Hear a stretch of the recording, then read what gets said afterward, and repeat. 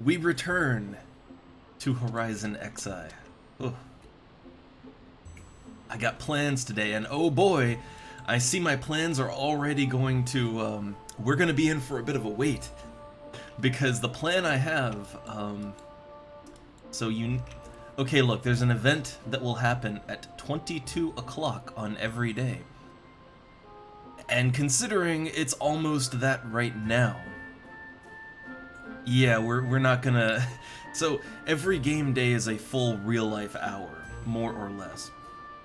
So, yeah, we're gonna have to wait an hour, but, not just yet. Not just yet. So, here's the deal. I have acquired level 30 Red Mage, which means that I can now take advanced jobs. And, well, there's a whole world of jobs open to my character now, but what I'm interested in, the only one that is of any concern to me, is Beastmaster. I must become the Beastmaster. It is crucial, it is critically important. On this server, they've buffed up Beastmaster quite a bit, but even on any other server, I always get Beastmaster. It's very important to me. And the reason is because it's the solo class. Like, the solo class. So, you know, my philosophy in life here, when it comes to FF11, is I shall be slave to no party. That's my philosophy, okay? I will never bow down to tyrannical party leaders, never. So, if someone wants me to play in some way I don't want to, I like having the option to just say no thank you and dip out and go soloing, right? It feels really good, like it feels better than you know, to be able, in a game like this, to just say no thank you. I can have more fun and get more EXP on my own. Like that, it rustles the jimmies of every controlling party leader that you'll ever run into. So, I of course have to unlock Beastmaster every time. It's very important to me. So here we go. The merchant's house. I believe this is the right door, up in, down in Lower Juno. So we're in Lower Juno G11. Here we go.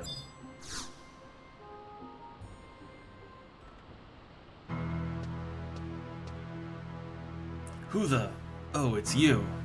My kid's down with an awful fever. So, okay, I did this part offline. Oh, nice music.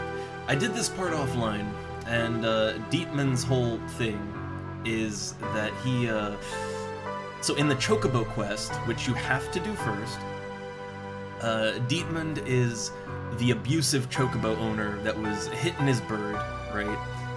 And we nursed that bird back to good health and got it friendly again, and that's how we earned our Chocobo license. So that's what you missed. But now Karma has come around again, and his kid's sick. Oh no, it's like the Chocobo, but with human. Alright, the doc said an herb from Kufum should bring the fever down, but I have to stay here and watch over it. I feel bad saying this, but could you go find some for me? I was gonna head out once he started feeling better, but I don't have much time. Please. Yeah, I'll do it. Thanks. I won't forget it. Oh, Dad. Oh. So the kid's just dying in there. It's okay. Hang in there. There's a special flower in Kufum that only blooms at night. The doc said its roots should bring down his fever. Please, hurry. So there we go. We have a goal.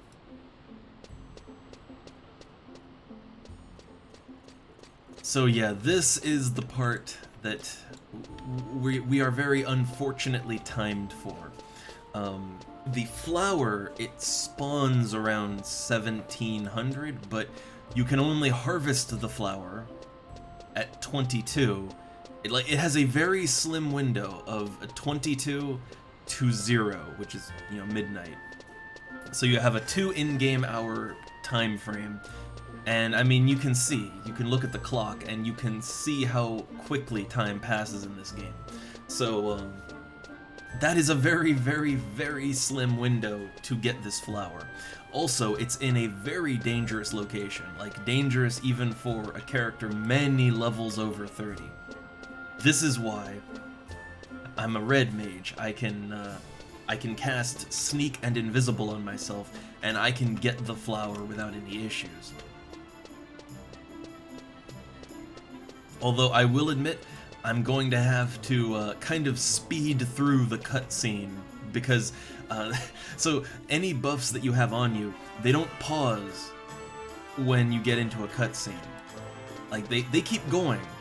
And if your sneak timer wears off while you're in the cutscene, you're in for a bad time when you get out of it. You're in for a real bad time.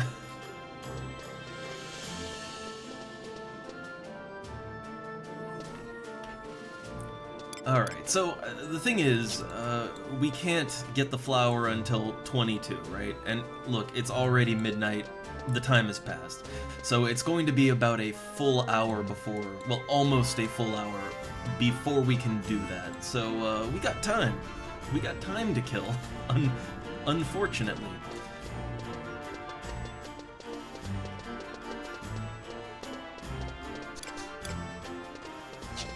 So here's what I'm thinking. I can go fishing in Kufum Island.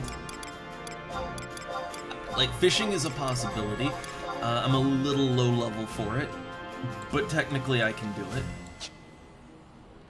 Also, so here's the thing. My sword isn't really gonna help me on Kufum, but my wand might. The wand. Like, not the shield, nothing else. The wand is what...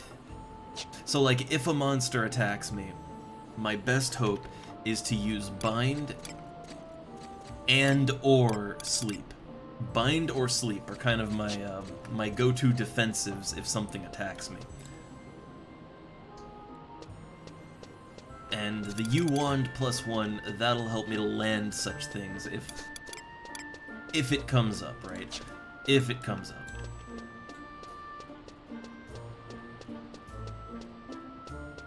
Now, I guess, real quick, I need to just take a quick look at the wiki. I need to tab out for a sec and take a look at the wiki, because I need to check and make sure that I have the right lures to actually fish in Kufum Island. So, one sec, let me just check that wiki. So, FF11 Classic Fishing. It's my go-to resource. It's for a different private server, but the era it's running is pretty much the same. So what I'm looking for is things I can fish up in Kufum Island, and what kinds of things can I potentially fish up there exactly. So there is the level 39 Nostow herring. I need the shrimp lure. It's a small fish, and I need the shrimp lure for it, and I happen to have that, so I'm good. I'm good. So the composite rod's too big, the halcyon and the shrimp lure, and that should allow me to catch something in Kufum Island. Not sure if I can. It's a level 39 fish, and let's see my craft skills. So yeah, I'm only level 24. The armor that I'm wearing bumps me up to level 28. However, you generally want to be within 10 levels of the thing you're trying to catch in order to reliably catch it. It is still a possibility that you can catch a fish that is over 10 levels above you, and you can still gain skill points on that. It's not as reliable. Like, you're much more likely to just outright fail fishing. Not dangerously, like you won't break your rod or anything, but you're much more likely to fail if it's outside of that 10 level range. Yeah, so we are way early. Way early. All I can really do is go to the place I need to go to. Also, it'll be very handy here. So draw distance, set world 10. Okay. Kufim Island is not that large. However, it does have some pretty views. It's like it has some nice cliffside views. So I always set my draw distance up when I can. I kind of hate that you have to do that every time you log in. There is a way to make things like draw distance, to make them kick in at the level you want just when you log in. Unfortunately, it requires editing the game's INI file, and I'll just not touch that. I'll just stay away from that.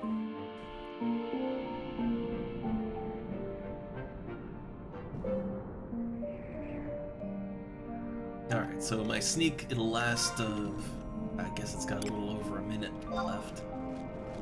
Should be enough time to get up out of the tunnel.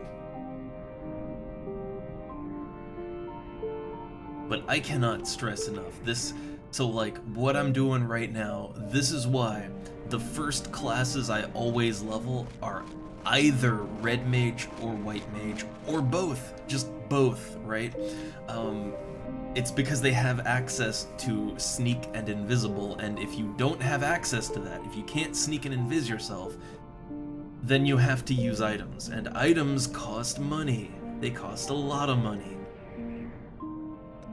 So just to make life a little less painful, I always level up either red mage or white mage to start. That way I can just sneak and invis myself, and later on in the game, like let's say I unlock advanced jobs that I want to use more than the starter jobs.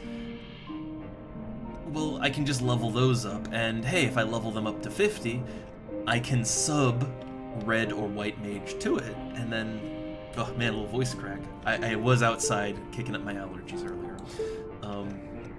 But yeah, I can just sub red mage or white mage to the higher level advanced job, and then I can sneak and invis all I want, right? It's just nice to have. It's one of those handy to have things. Also, I can't help but feel these guys might be, like, I saw these guys earlier today and they were out here doing this, just casting bio on worms.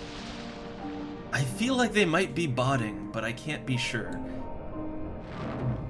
Bots tend to get caught pretty fast on this server.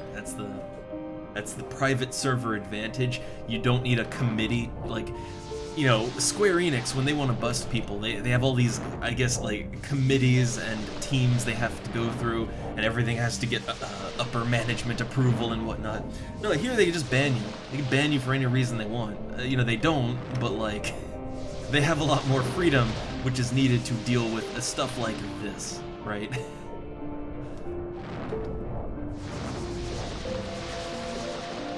So wouldn't be surprised if these guys are gone very soon.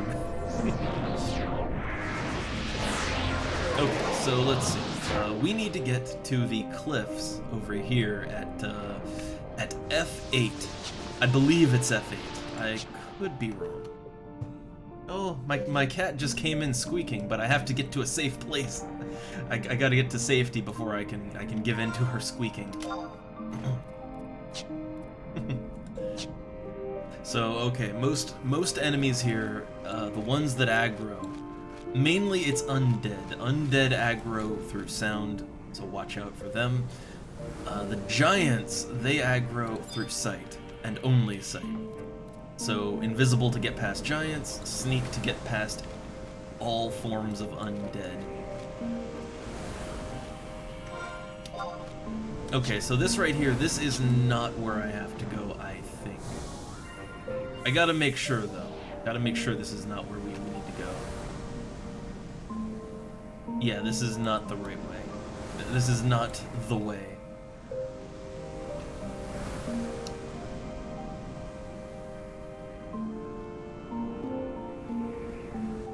Also, Squeaky Cat just sort of plopped down on the floor. She's just relaxing now. She came in really excited, though. Alright, so yeah, we can go up around this way. It's been a while, so I was not 100% sure. Was not 100%.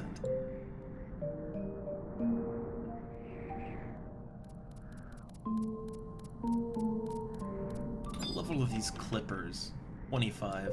I could actually solo these, like... There are enemies in this zone I could just solo if I felt like. Not these are my level, but like I am high enough level. I'm high enough. Ooh, a hexed weapon. Is that a boss? I don't remember hexed weapons being anywhere around here. Like I remember dancing weapons, but no, I don't remember hexed weapons.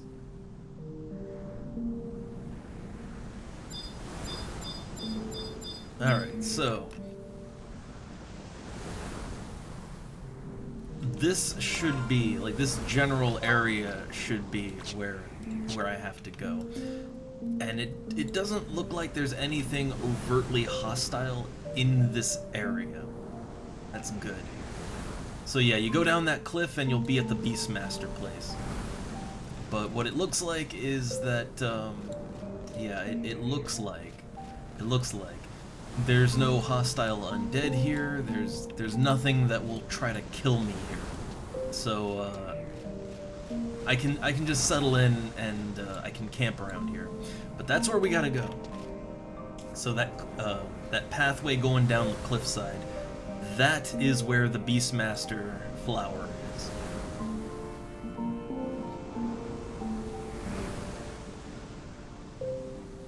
Oh, there's a Dragoon there. I'm kind of wondering, because this server has done a lot of, you know, era plus things. I am wondering if maybe there's normally a sea monster or a kraken, or I forget exactly what it's called, but there's normally one of those down there. I am curious if it's still there, or if I can just grab the flower right now. That'd be pretty sweet, but probably not.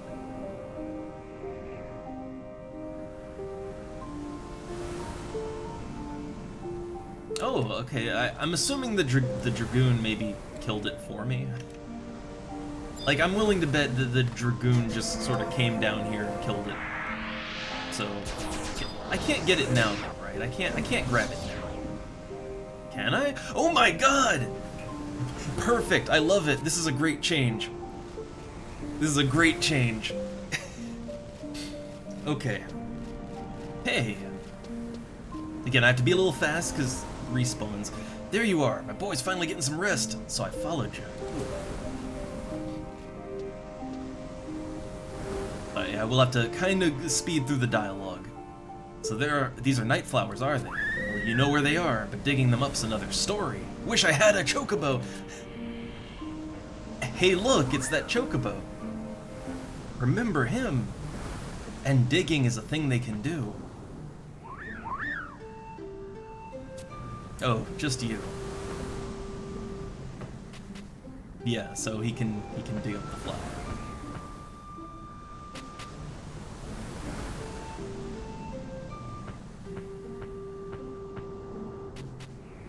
Alright, yeah, what, you think we can find the roots there? Here they are! I was so rotten to you, but you came through for me! Quet indeed. Oh, you'd really carry me back. I'm sorry for what I did. I'm grateful for your help. Do chocobos understand? And I need to thank you too. I gotta hurry home now, so stop by my house. I'll try to make it up for you, okay?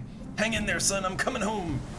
Okay, now let's hope that the Kraken hasn't respawned and will kill me. No, we're good. Okay, so I'm pretty sure that this is one of those era plus enhancements. I've noticed this a lot on this server. So originally FF11 has a lot of it has a lot of bullshit timed events. Let's call it what it is, right? Bullshit timed events. Things that really should not be timed, or, you know, the game already, the game asks a lot of time from the player already. So, you know what the game does not need? It doesn't need more things to make the player waste his time, right? It really does not.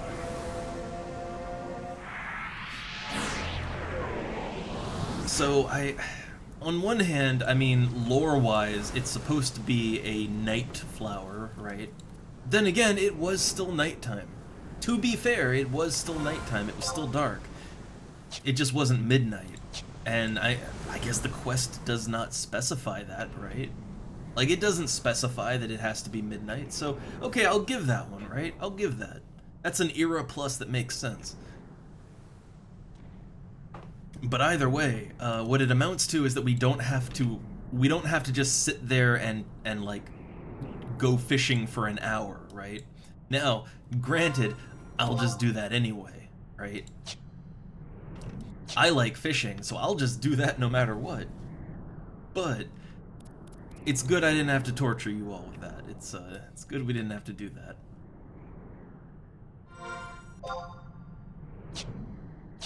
So, of the era plus enhancements on quests that I've noticed, yeah, this is a good one. Like, not requiring you to wait for the very specific midnight window, that's good. Also, well, since this ties into the Chocobo quest, you know, normally in this game, you can only turn in the greens to the Chocobo, or the Gosbit grass. You can only give it to the Chocobo once every real-life hour, like once a game day.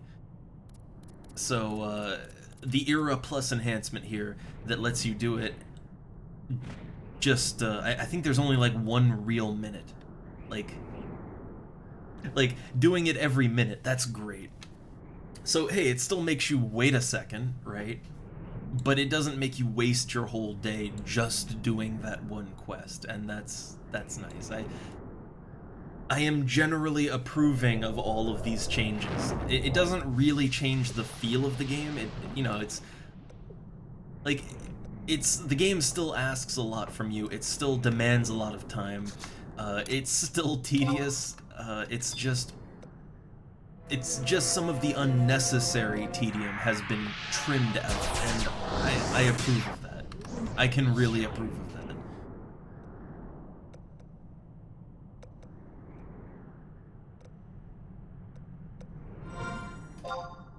Alright, so yeah, I was just gonna waste an hour fishing, but don't have to do that now, so let's just go become a Beastmaster.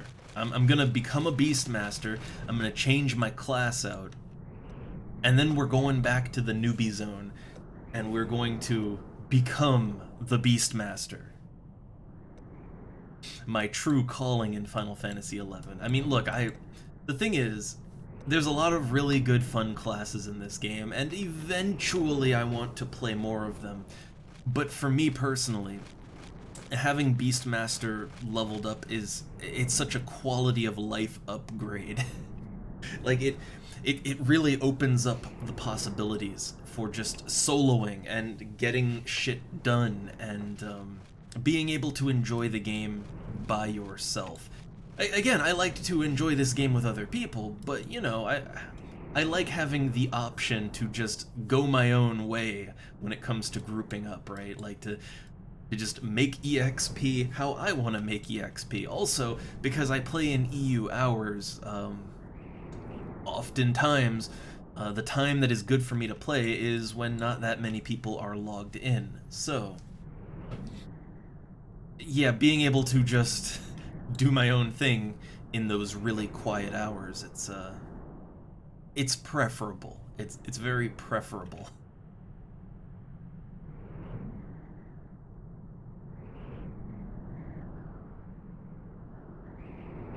Though, now, oh god, I'm gonna have to start investing in charisma gear.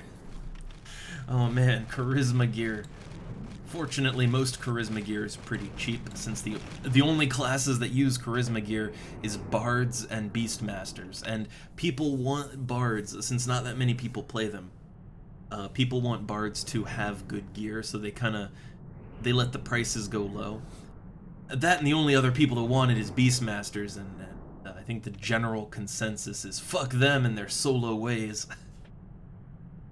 So charisma gear tends to be pretty cheap.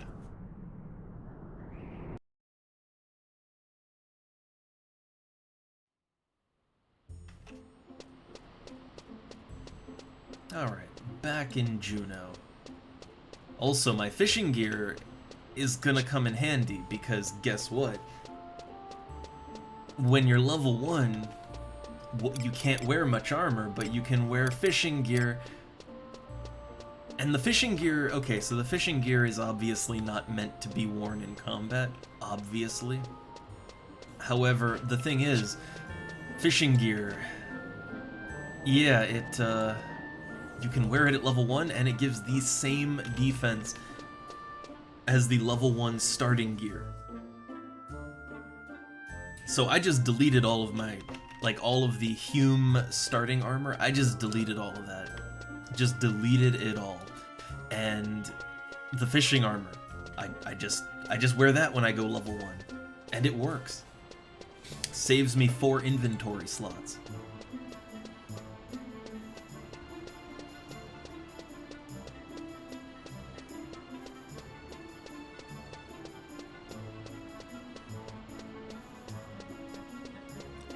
And also on that, look, I got almost 30,000 gil, and that is all fish money. It's all fish money. Fishing is starting to get profitable. It's starting to get there.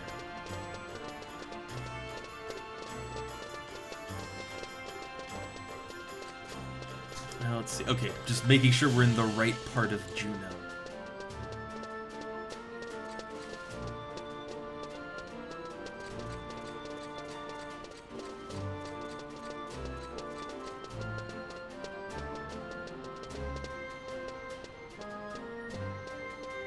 Alright, let's become the BST.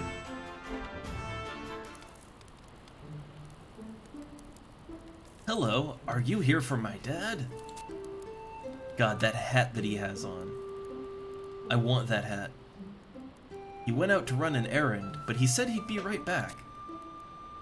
Oh yeah, he asked me to give this to you. I'll just pantomime giving you something. Well, I've got places to go. See you later! So grateful. So very grateful.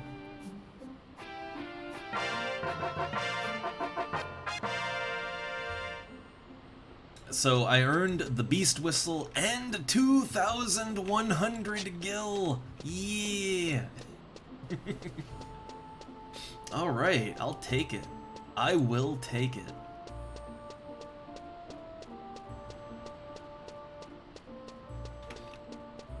So the Beast Whistle. Yeah, the Beast Whistle is not good. It's a level 24 item that gives 2 charisma, 2 vitality. The problem is there are neck pieces that are much lower level and give more either charisma or vitality. And really, even as a Beastmaster, you don't really need both at the same time. I mean, when you will, you'll be so much higher level, the Beast Whistle that's not gonna be what you use, you know, So really, I could just sell the Beast Whistle right now. I don't think it's worth very much to anyone. I'm not even sure I'm not even sure NPCs will buy it. But I could sell it on the auction house if I felt like it, and really, why not? It's only worth 500 gil. Yeah, it's worth 500 gil. I mean, you know. If I ever need the Beast Whistle again for whatever reason, I could just buy it off the auction house pretty easily. So, yeah, I just get rid of it. And hey there, Vexus. You missed the fun. I just I just did the Beastmaster quest, but it ties into the Chocobo quest. So in order to finish it, I have to go back to the Chocobo stable. I haven't hopped on to any of the Ultima servers I played on in a while, like since the stream. I would like to go back and take a look at, like, I would like to get a little deeper into that Outland server, because I mean, honestly, they put so much effort into it. I would like to just see the world they've created, and to see some of the new features they've added. Like, yeah, I'd like to check it out more. It being a full PvP game, I don't think I'll get far. I don't, you know, I'm not gonna invest myself in it, but I do think I should see more of what they have to offer. Like, I really like the idea of Ultima. It's just when it comes to private servers, you either just get like the ghost town museums, or you get very active PvP nightmares. It's not much in between with Ultima.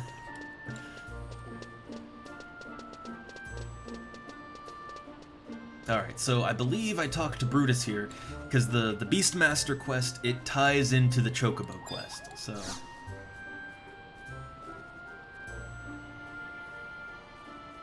Why, howdy there! How you been, huh? You look fit as a fiddle, so what can I... Master! Oh, yeah, here we go. Hey, what do you think you're... So it's the mean to Chocobo guy, but he learned his lesson. He learned the power of friendship and chicken. Look, he's afraid of you. Que. Wait, he's happy about something. What could this mean? There you are. Thank you. You're the reason my son recovered. I beat you and whipped you for so long. Why did you decide to help me? Do you understand me? No, I can't thank you enough for all you've done for me. I truly thank you. See, lessons were learned. And you too. Thanks. I'm a Beastmaster no more, but I bet you can become a great Beastmaster if you keep at it. I'm sorry I said those things to you before. Just the sudden turnaround. Yeah, I love the lesson here. It's like, look, he beat his Chocobo until it had trauma, but look, then the Chocobo, because of Stockholm Syndrome, it rushed in to save his kid, and now he loves Chocobos, he loves the animals. Lesson learned? Happy ending? Alright, so, hey, don't worry about it. I'm not worthy of Chocobos anymore. Please, take care of him for me. You got it. He'll grow up big and strong. You stay right there. Que. Que indeed. Que. Mark my words, someday he'll come back for his Chocobo. And the Chocobo will gladly go with him. After all, he's a Beastmaster. All's well that ends well, right? Now you can call yourself a Beastmaster. Stand tall, kiddo. And the day's been good, Vexus. I went out and did a lot of garden work, and I figured a way to get around my my allergy for plants. You know, all those FFP2 masks that we have sitting around, you know, because for reasons. Yeah, I had the idea, okay, wait, they filter particles in the air. Wait a second. I could wear that while I'm out, you know, cutting back the plants, and it worked. I did get a little bit of it, but like, I don't feel terrible right now. It worked. I'm a little sniffly, but I'm not like full-on hay fever mode right now. So whenever I need to do yard work or you know, cut grass or whatever, I'm gonna bust out the mask. Alright, so we unlocked 2 things here. We unlocked Beastmaster, so we just unlocked our first advanced job. And also my Mog wardrobe has increased in capacity. So I can have 5 more slots to my Mog wardrobe, and I am thinking maybe to redo how I put things in it. I have been using it to store all of my fishing stuff, but really that's a bad use of it. The better use of it would be to put the actual gear that I'm using to go adventuring in, to put that in the Mog wardrobe. That way I free up inventory space. That's more how you're supposed to use it.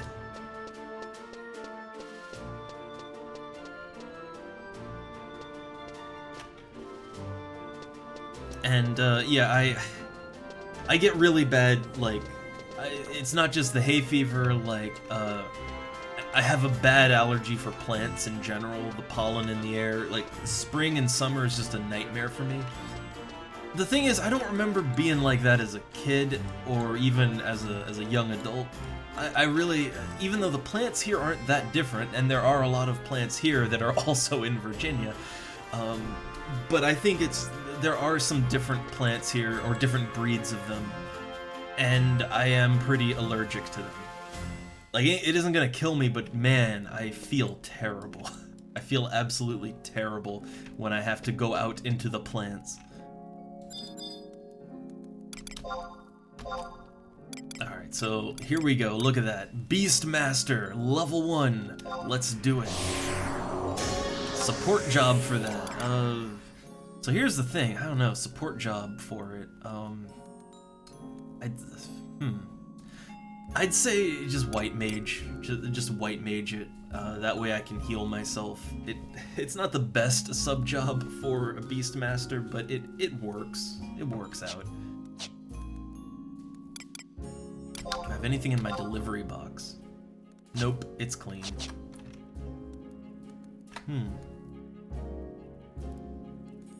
Yeah, I get the puffy, watery eyes, and I just can't, like, I cannot stop sniffling and sneezing, and like, just everything is dry.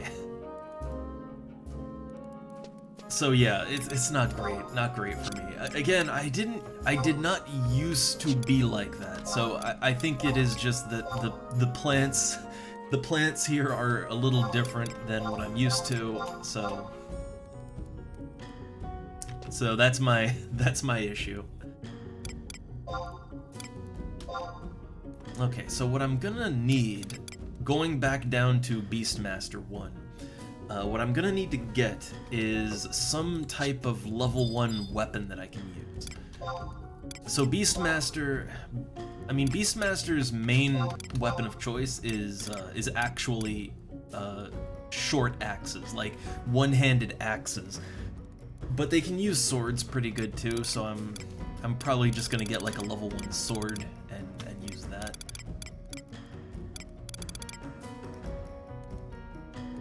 And yeah, let's hold up. Let's change our Mog wardrobe around. That's what I want to do. I want to change my wardrobe around and do some sorting on that. Okay, so right now I have all my fishing shit in my wardrobe, right?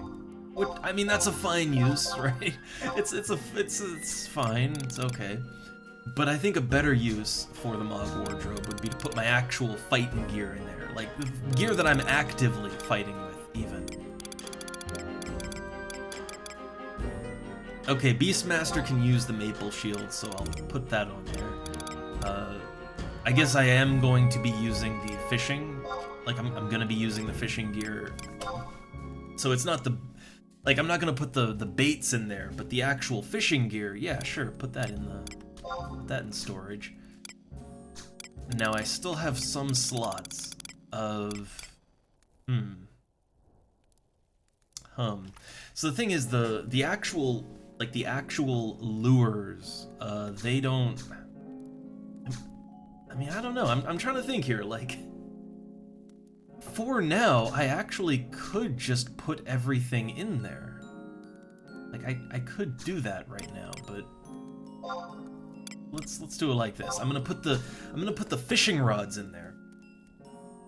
Okay, yeah, so fishing rods go in there, the fishing armor goes in there, but the actual lures, I'll keep those in my inventory and I'll pull them out as I need them.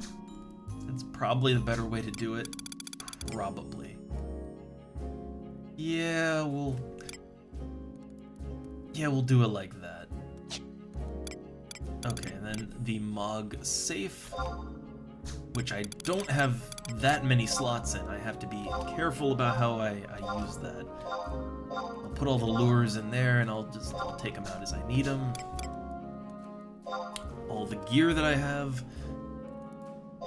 Yeah, all the gear that I have, but I can't use right now. Let's put that into storage. See, the problem here is storage is so limited in this game. And if you play multiple classes, you're really gonna run into the issue where you just do not have enough storage space. I'll take out the meat jerky because it's boosts up my attack a lot. I guess the rest I'll keep in there. Yeah, I'll keep the rest in there. But now, so okay, the fishing gear is in my yeah, storage option, Mog wardrobe. There we go. A little awkward to equip, but yeah, now I can just pull it out of my Mog wardrobe.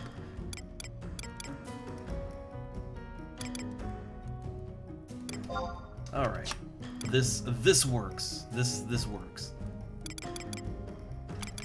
And now I just need a better. I need a level 1 weapon. But yeah, see, look, now I don't have like anything in my inventory, so my inventory is mostly clean. I can loot to my heart's content now.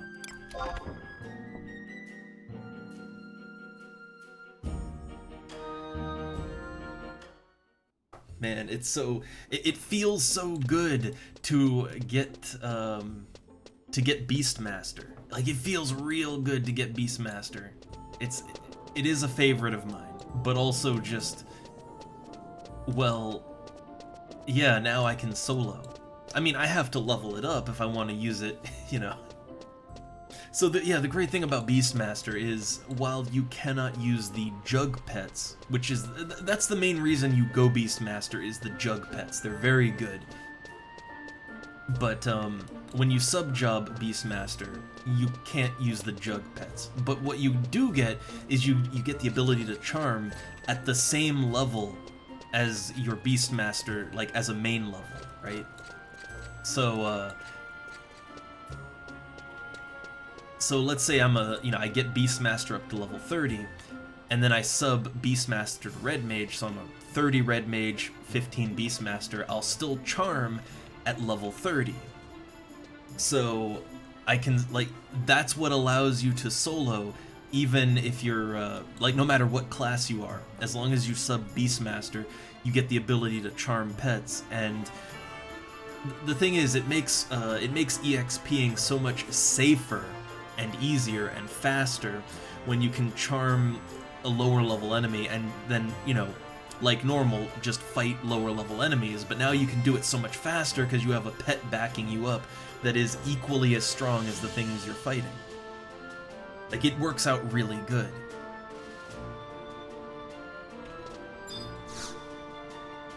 Now, of course, that's not like, again, the strength of Beastmaster is that they can summon their own pets that are actually more powerful than charming a monster. That's why people like Beastmaster. However, you can't do that when you sub it, but you don't need it. You don't need it.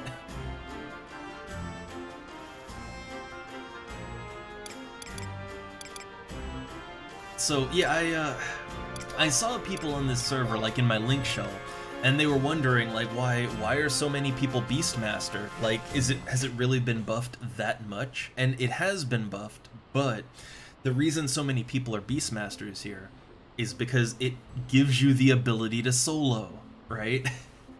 The reason why you don't see people playing as a Beastmaster on other private servers Well, on the live servers you don't see it because the game has been changed so much, and you just get robot party members. There's no point to it anymore, not for soloing. And the reason why you don't see Beastmasters as much on other private servers is because pretty much every other private server that I have ever played on, they allow you to multi-box. So you can log into 2 or 3 other accounts, and you can just play all of the accounts at the same time, and I mean, you're basically playing your own party, right? And generally that is more efficient than, you know, leveling up Beastmaster, right? But this server, none of that. No multi-boxing here. None of that here. Alright, can I... Oh, I can use an axe. So here's the thing, I wasn't sure if I can even, like, if there was a level 1 axe to use, but there is. The bronze axe, 700 gil. The +1 version, though, is faster and it deals quite a bit more damage. It costs 4,000 gil, and that's a little steep. I'm not sure I want to pay that much. Yeah, on retail, it's basically they have trusts, right? Like, you know, Final Fantasy XIV has trusts for dungeons. In FF11, there's just trusts for everything. Like, you can just use them everywhere, basically. That and the game has been changed so that soloing is much like monsters won't destroy you when you're alone like they do here. There's a lot of power creep in the live servers, so I understand. I've looked it up a bit, and yeah, it's a whole different game, not nearly as social. So yeah, I am tempted to just shell out the 4,000 gil for that really nice axe. The thing is, it's like 1 damage isn't really worth it, but it's that it's faster. Like 1 damage plus faster, that means, yeah, you're really gonna rip through those low-level enemies. I guess here's the thing, right? Look at the sale history. So people are buying, multiple people are buying this axe every day. So when I am no longer level 1, like when I get higher level and I want to change weapons out, I could just sell this back, right? I could just sell it back, get my money back. Also, the game gave me 2,100 gil for completing the Beastmaster quest, so I mean, it already gave me half the money for this, right? I might as well. Oh, I was trying to lowball it, but okay, fine, 4,000 gil. Okay, got me a bronze axe. All right, my baby's first Beastmaster axe. Now, while I'm here in Juneau, I wanted to see if there were any maps available that I don't have and I might want. But yeah, it's kind of funny, like, here's the thing, I have no issues whatsoever with, well, doing what I'm doing now. Like, I'm leveling up Beastmaster so that I can solo, right? With a minion, with my pet. I don't have any issue with that. But I do have an issue with just, you know, being given a full party that I can summon to do things with. I think it's that, like, look, soloing as a Beastmaster, yeah, it's pretty rad, but you're not gonna be doing all the things you do with a full party, right? Like, it's not a replacement for a party, it's just, I can do things on my own now, if I need to. But when you just give the player a whole party of bots, I mean, that is replacing the function of other human players, right? That's kind of what I have the problem with there. That's the problem. Okay, so let's see. They have maps for a lot of regions that I will want to go to. eventually, but not just yet. Not just yet. Also, so I want to level up Beastmaster, but there is another thing I want to do, which is my, the missions, right? I want to do those missions. Another thing, right now, Sandoria, I think Sandoria is in control of El Shimo. I would really like to get to El Shimo. The problem is, in order to unlock the airship to the El Shimo region, you have to get special keys from all of the starter dungeons. And as a level 30 even, I can't solo that. I will need help with that.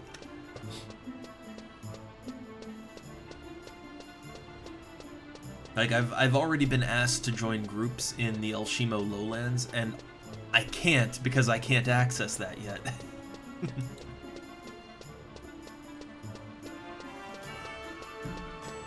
Like, the thing is, in this game, you do not need to, you never need to do the main story to access areas. You don't have to do that if you want to get to max level, right? You can do that in the non-unlocked areas. The thing is, though, is that there are a few areas that you have to unlock through missions and quests and things like that. So there's El Shimo, obviously. But then there's also Tulia, and so Tulia it's like the Sky Garden, and that requires a special unlock for it. Also, let's see, over here, there's the Tavnasian Archipelago, and that is, you have to do like the first 3 missions of the Promathia expansion in order to unlock that area. So there are regions in the game that you have to do unlock quests for. I think the difference between this and something like FF14 is that here, you don't have to do that in order to continue advancing. It's just, it gives you more places that you can go to advance. And also, right now, I am, obviously, I am death teleporting right now. So I'm just gonna run out, find a goblin or whatever to kill me, and that'll take me back to Sandoria. Because if I don't do it like that, it's gonna cost me like 800 gil to get back to town.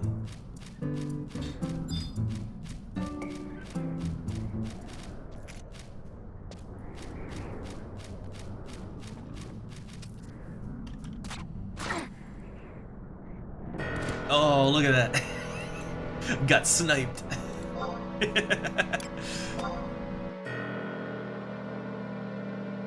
Yeah, it's like, look, if I go to a teleport guy, well, first I'd have to travel for it to even get to the teleport guy.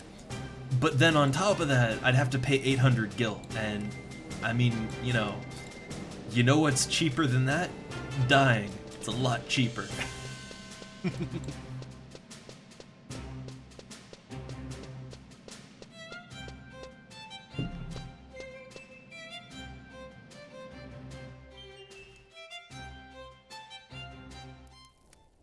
Alright, so let's see. Final inventory management time. I think I'm good. Oh, one thing I am going to need to do, though, is macro book. So we are a whole new class now. You know what that means? Macro book. So Beastmaster, confirm.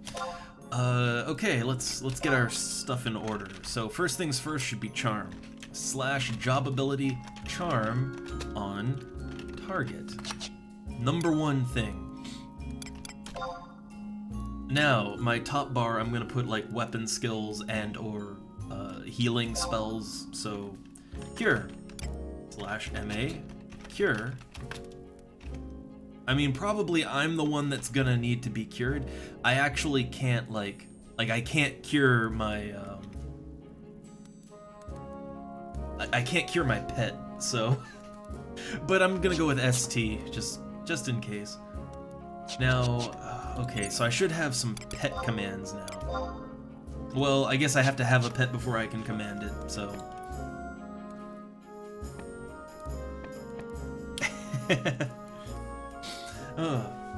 Alright, so, okay, I think I got everything I need, right?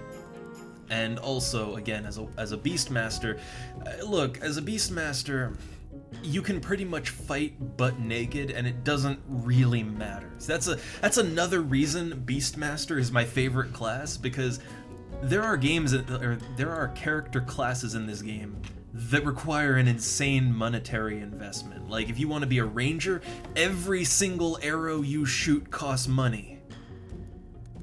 You know, if you want to be a ninja, every spell you cast costs money. There's so many classes that are so expensive to play. But Beastmaster, because they are a pet class, as long as you can physically charm the enemies that you need to charm, you just make them fight each other. And yeah, it'll be a lot slower if you're not geared, but you can do it and it works. Technically, you can be naked, it doesn't really matter. Like, Beastmaster is the poor man's class, but it excels at that. Well, I mean, all your levels, I mean, you keep them all, you know? Like, when you go to your Moogle here, yeah, like, you can see, it shows every class I have leveled up, you know, what level they are right now, and I can just switch between them freely. Like, you know, you just change your class as you want. But, the gear is the main thing. And this is why, as tempting as it is to play multiple classes, the thing is, I only have 50 inventory slots in my storage. I have 30 inventory slots on my character, and I have 10 slots in my Mog wardrobe. That is not a lot of inventory slots. Now, there are ways to expand that. You can buy furniture for your Mog house, and that actually expands your storage space. Like, there's lots of quests and things, or just items you can buy that will expand your storage. But either way, in the low levels to start, inventory is tight. So the main problem that you're gonna run into is all of my gear for Red Mage. Right now, all that gear is sitting in my Mog safe, and my Mog safe is now at 27 out of 50. So, like, I can't afford to fill this thing up with gear, right? Like, I can't afford to do that. That's the main issue that I run into playing more than one class. There are also some workarounds. A good workaround would be make alternate characters. You can have 2 alts on this server, so you could literally make other characters just to be banks, like just to, you know, to basically trade or mail all of your gear that you're not currently using, mail it to your alt, and then have your alt just hold it. And that is a way you can get around the storage thing, but either way, that's the main issue with playing multiple classes, is you're gonna be real fucking tight for space. Alright, so let's see, I want to exit to... where do I want to level up? I think Northern Sandoria is probably best to start. Or, well, Southern Sandoria. Let's start there.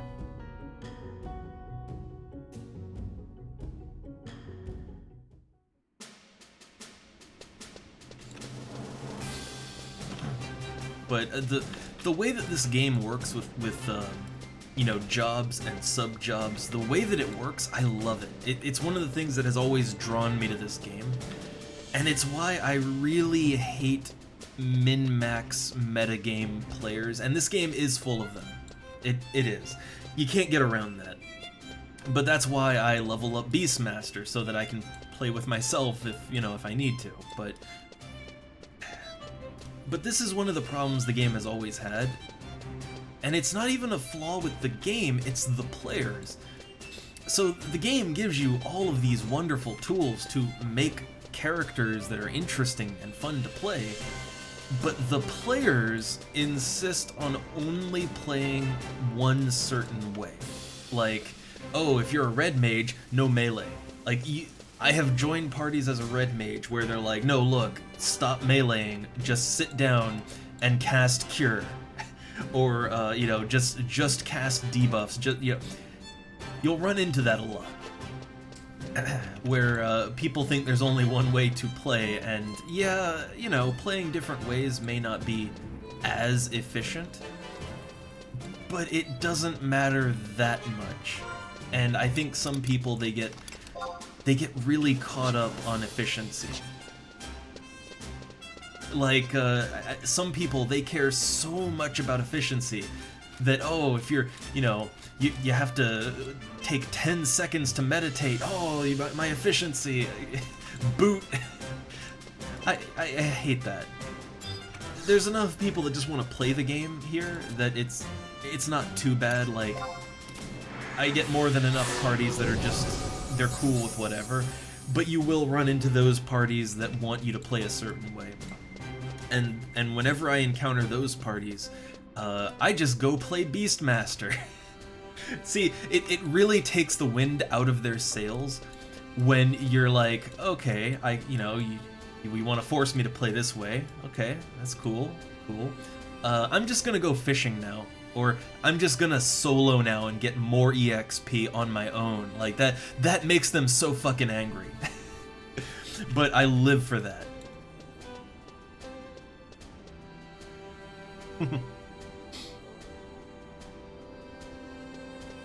Yeah, honestly, I think it's more of a control thing, really.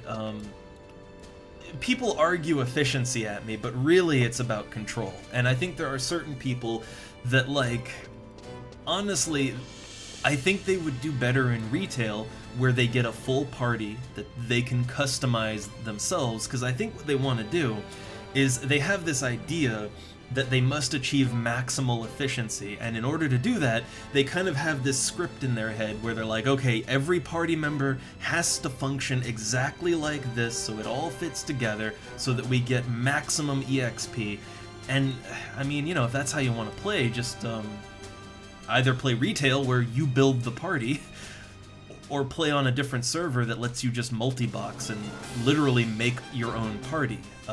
You know, play with your dolls, right? But I don't get along good with people like that. I really don't. And I don't want to be the asshole that's bringing down an efficiency group, right? Like, if that's how everyone in the group wants to play, you know, they're welcome to it. I would rather not join in on that. I would literally rather go fishing for 3 hours than try to put up with a group like that, right? Because I wouldn't have fun, they wouldn't like me slowing them down. So I feel like the most sensible thing to do is just like, okay, I just won't join into that, right? I think that's the best way to do it. And playing like that, I don't have much stress when it comes to FF11. Like, all the people that I've ever seen who are really stressed out about this game, they're the people that, like, they don't like playing that way. Like, they don't have fun, but they know it's the only way they'll get into certain groups, so they force themselves to play differently, right? And they hate it. And it makes them stress out, and they're the people that will just flip on a dime and go on these gamer rants at you about whatever, because, yeah, they're not having fun. I'm having fun, right? I may not be the most efficient, I may be outwardly backwards on some things, but I'm having fun, and I think that's the important part, right? I think so. Oh no, look, my very first charm, it failed. Okay, let me try that again. But the funny thing is even in Final Fantasy XIV, you'll get people that are like that. Like, even in FF14, where there's almost no choices to make about your character, you'll still get people that they really care what other people are doing.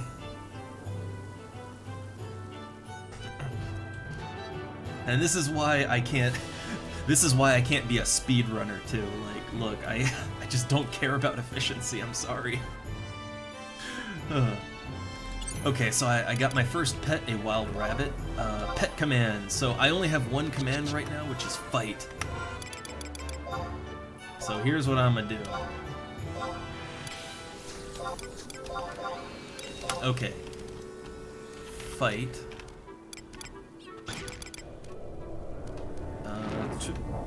Fight. I think these are used on yourself. Or maybe they're used on others, I'm not sure. I'll have to see like how that targets. I kind of forget how you target with it. Let me test this out. That's how it works, okay. Right. The beast mastering begins.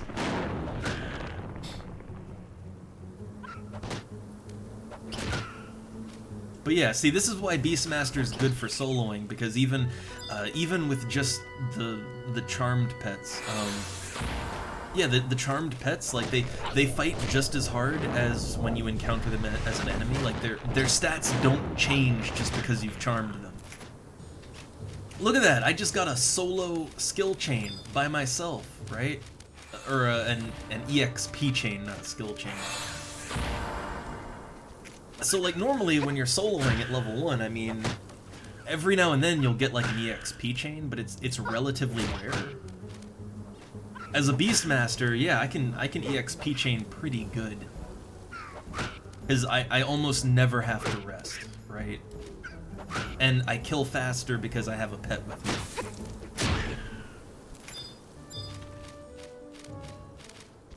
Alright, let's see, I'll take aggro first, and then get the pet. And if the pet dies, I mean, if it dies, so what? I just charm another one.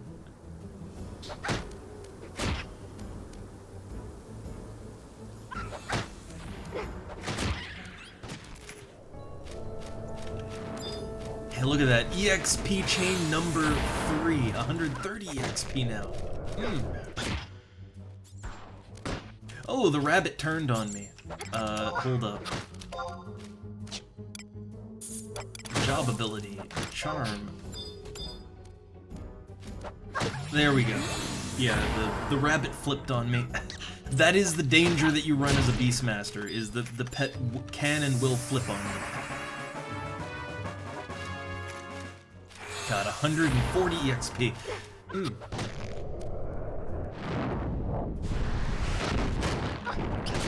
I haven't encountered them again. The good thing about this server is that it does have a healthy enough population that, you know, like once I make it clear that that's not how I want to play, well, I mean, generally they won't invite you to groups again, and that's fine. But there's enough people playing on this server that you can play with the people you want to play with, and avoid the ones you don't.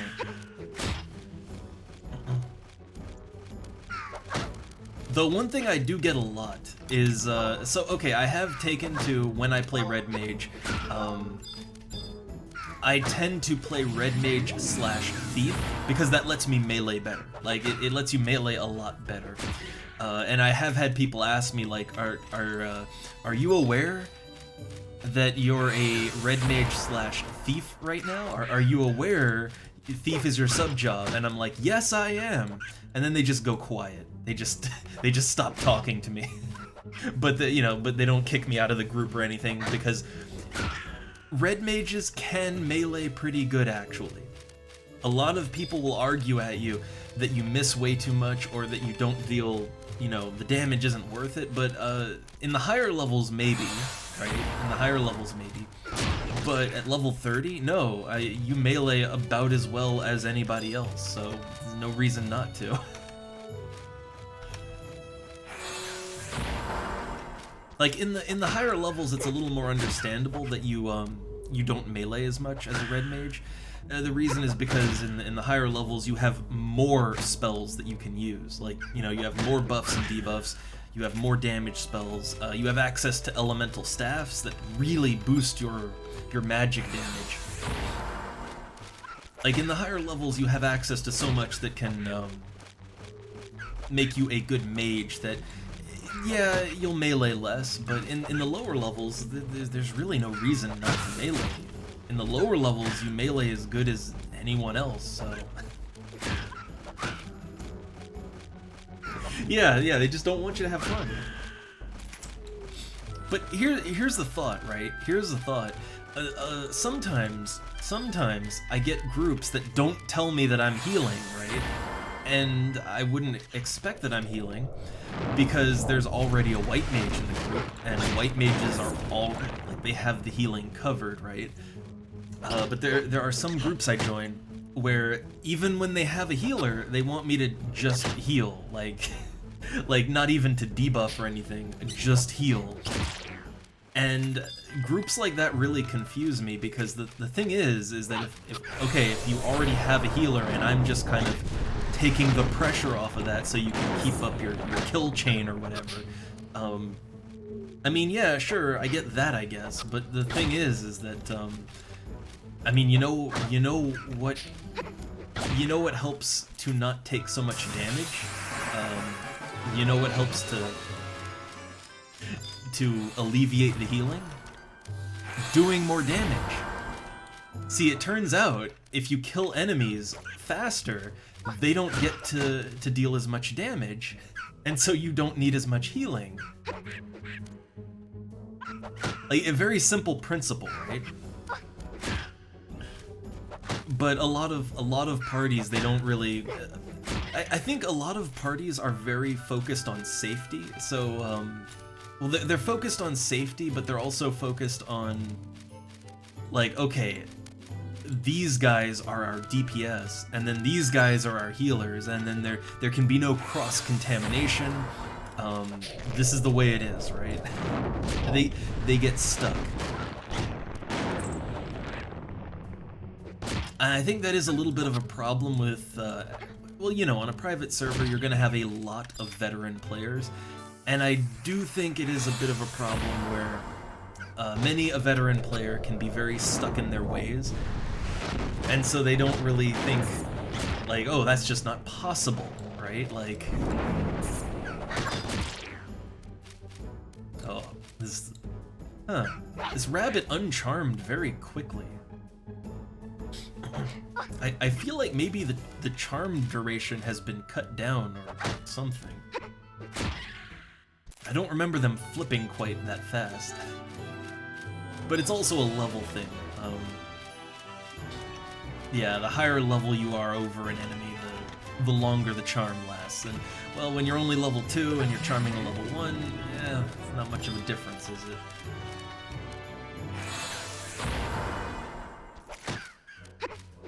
But I'm already just speeding along. Yeah, look at this. I'm level 3. Just speeding through the levels. I mean, everybody levels up fast to begin with, but the thing about Beastmaster is it doesn't really slow down. That's the difference. Beastmaster, unlike everyone else, does not slow down as it levels up. Because how I'm killing things now is pretty much how I'm going to be doing it forever, right? Also, hey look, Summoner! I would actually like to unlock Summoner.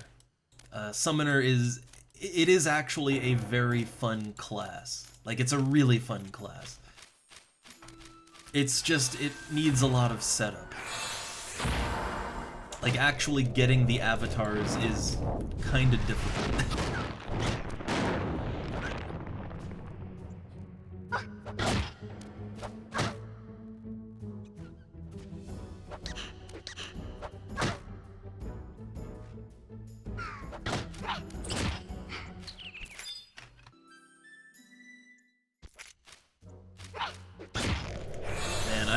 I'm really happy that I invested in the faster, stronger axe. Like 4,000 gil for such a small upgrade, it's like, oh, that...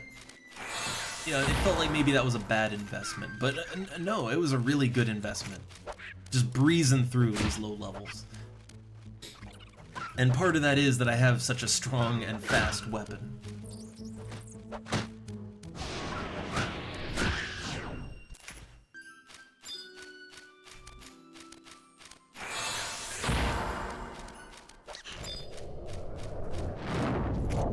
Oh, there goes the rabbit. Also, the worst thing you can do as a Beastmaster is charm a worm as your pet, because worms literally can't even move. So you just have this pet that is rooted in place and cannot do anything.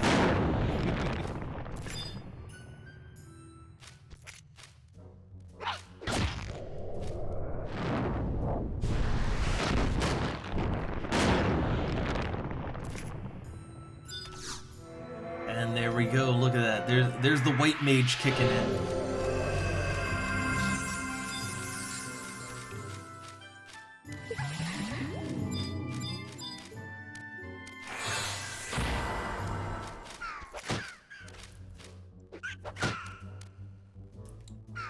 Also, one of my favorite ways to take Beastmaster as a sub job was Ninja. I always liked Ninja as a sub for Beastmaster, or, I mean, honestly, it's a good sub for a lot of things, but the reason I like Ninja as a sub is just, it's for the dual wielding. I love dual wielding in this game. I mean, it kind of doubles up your damage. But dual wielding one-handed battle axes is kind of badass. Like, it looks great.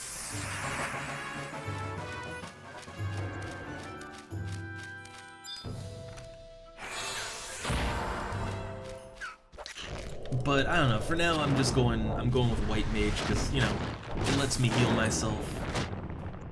Cuts down on the downtime. Yeah, ninja and thief is the optimal route. Like if you're, well, so here's the thing: if you're a thief, ninja is the way because the stats boost. Like, it gives you a good boost to your dexterity and agility, which those are the stats that you use for sneak and trick attack. Also, when you dual wield, it literally doubles up your weapon skill damage because you're wielding two weapons. So Thief's whole thing is that it unleashes massive critical attacks with sneak attack. So if you have double damage from holding two weapons, and your sub job boosts your stats that help with that, it's a very potent, powerful combo. Again, the dual wielding alone is good for so many jobs. Like, so if you want to be a melee red mage, ultimately you want to be a ninja, because then you can dual wield swords, and remember, red mage can enchant their sword to do additional damage, and that damage doubles up when you have two weapons. So red mage ninja is actually also incredibly powerful.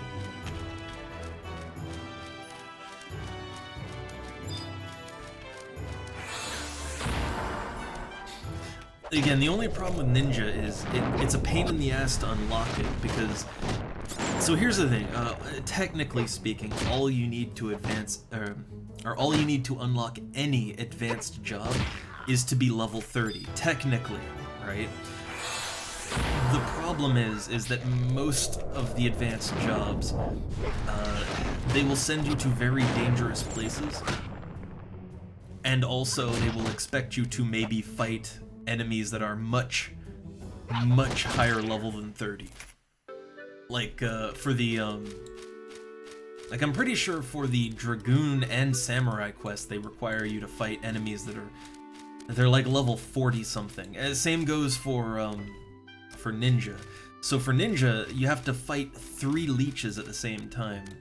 And the leeches, they are only about level 30, but it's 3 of them. So there's no way you're gonna take on 3 level 30 leeches at level 30. Like, that's just not gonna happen. But then, in addition to that, you have to really grind out your fame, because the way that the ninja spells work, most of the ninja magic, and you need some of it, like there's certain ninja spells you need to have. Just getting them requires you to do quests. Like, you basically quest for your ninja scrolls rather than buying most of them.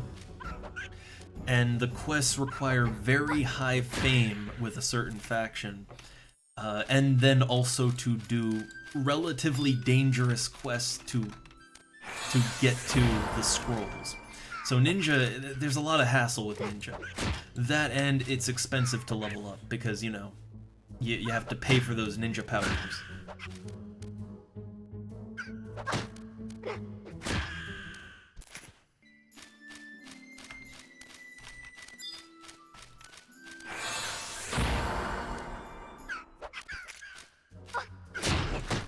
So for me, for right now, Yeah, for me right now, like, Beastmaster it's my ideal class, because Beastmaster is powerful enough that you can solo boss fights, and also it requires, like, no monetary investment. Like, I'm literally running around in my fishing gear right now. I mean, yeah, I like that axe, but I don't need the axe. I could just sit back and let my pet fight for me, completely. Oh no, fame is so goddamn important in this game. It's not hard to get fame, you know, like, fame is pretty easy to get. There are so many quests in the game. Like, pretty much every quest that you do will increase your fame with someone. But, specifically, you need to have a certain level of fame, to take on some of the more advanced quests.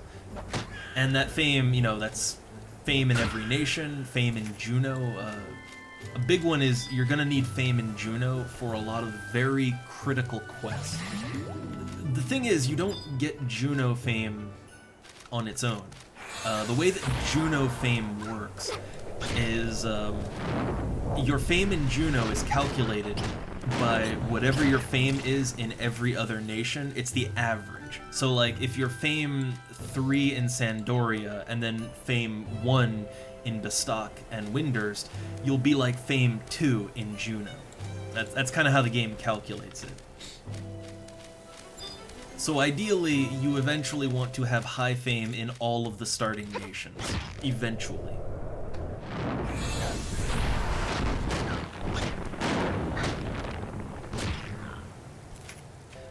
A good example of quests that need that high fame. Okay, well, here's a good one, the Gobby Bag quest. So if you want to expand your inventory, like if you want more than 30 inventory slots, you have to do the Gobby Bag quests, and they'll expand your bag out. In order to take those quests on, you have to have a certain amount of Juno fame, which means you have to have a certain amount of fame in every starting nation. And I would say expanding your inventory slots is one of those need-to-have things.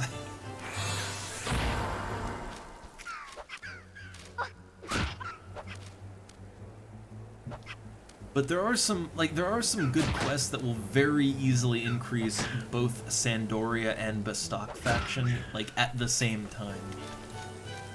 They're mostly located in Selbina.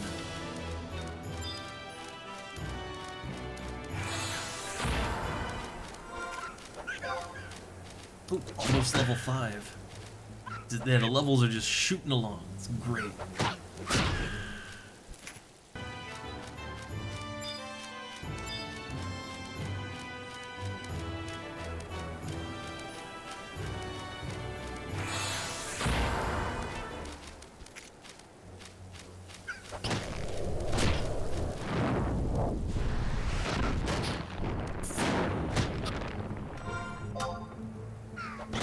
Let's see, two more kills should get me that level up.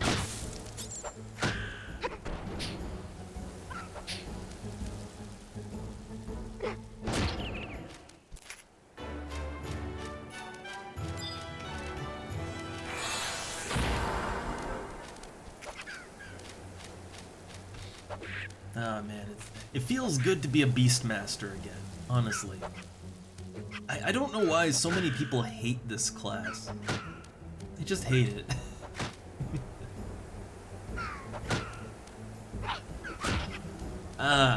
Look, I never understood chess. It's just not for me.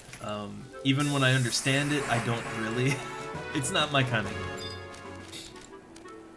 I like checkers. I used to look. I used to love checkers. All right, I'm good at checkers, but chess it's a little over me.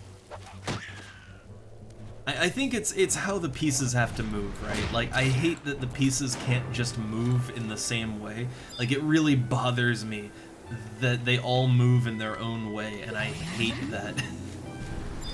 Like, something about it just it hits a bad part of my brain. I don't know. But yeah, also when I play any game, I like to be in the moment with the game, you know? I feel. I don't think, I feel, alright? And so a game like chess is the thing is even if I understand how the pieces move and everything, which at one point I kind of learned that, I've forgotten it, but I think the thing is even if I can play it, because of how I play, I think I'm very I'm very frustrating to play chess with, right? That's the vibe I got. Again, as a kid, I at some point learned enough to know how to play chess, but I kind of infuriated the people I played with because, yeah, I literally don't think, I just move pieces, right? And, like, playing against me is like playing against some random AI, right? And I think that just angered people that I tried to play with. They didn't like that very much. I think people that get into chess, I think they really, I think people that really get into chess, I think what they like is they like watching their opponent, how they move, and then like taking their time and calculating how to move again. Like they kind of like the back and forth mind games, right? I think that's part of it. So when you're playing against someone who's basically playing like a random bot, yeah, I guess that's not fun for them, right?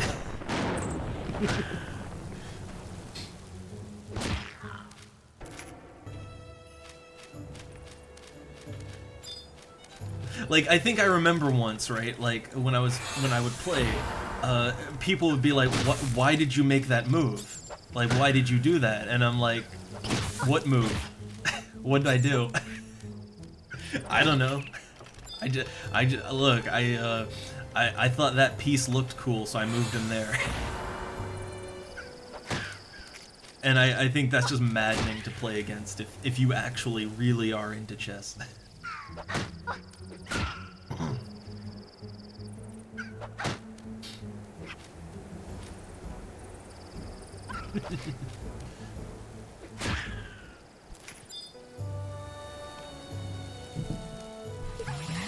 So yeah, I feel like people that are super into chess, it's like it's as much about the mind games as it is about the actual mechanical rules of the game and everything. And if you're not into that, like, yeah, you don't really get into chess.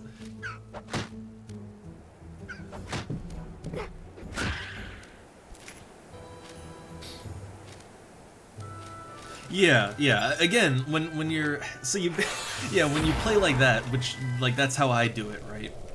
Essentially, for the other player, yeah, it's like, what are you even doing? You might as well play against a computer, right? I mean, the computer would actually make more logical moves than me. That's the thing.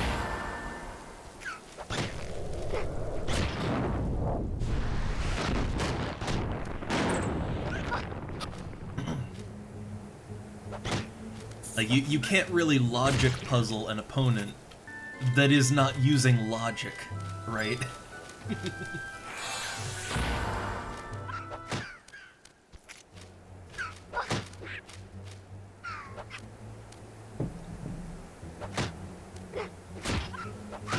Oh, I just realized I hit level 5, right? So I should have some things I can do now. Let's see. Job abilities. Well, I can charm and I can familiar, but neither of those are things I can do. Like, they don't help me. Now, job traits. No job traits. Huh. Most classes get something at level 5. I swear I thought Beastmaster got something at level 5, but I guess I'm wrong.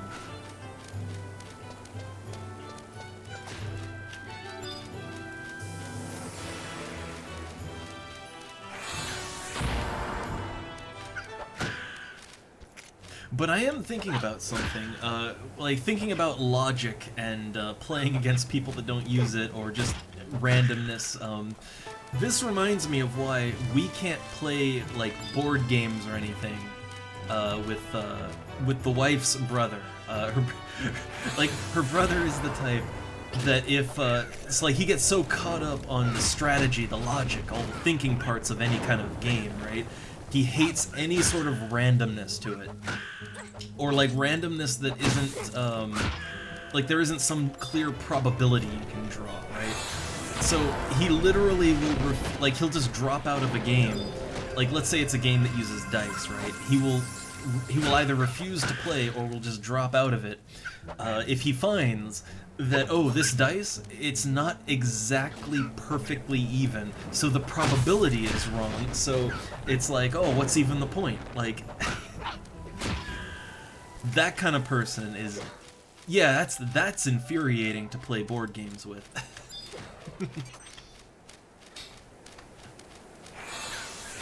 Like, oh, it's all just random, there's no point. Like, the point is fun. Fun.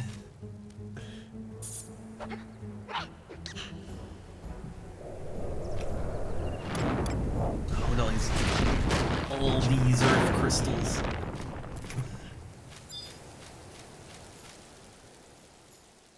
I wonder, wait, I could charm a better pet at this point. I should charm something a little stronger than wild rabbits. Like, I am very certain that I could charm... Well, I'm level 5, so I could charm anything that's level 4 or under, and I know there's some enemies like that nearby. Yeah, there should be some enemies a little tougher over here.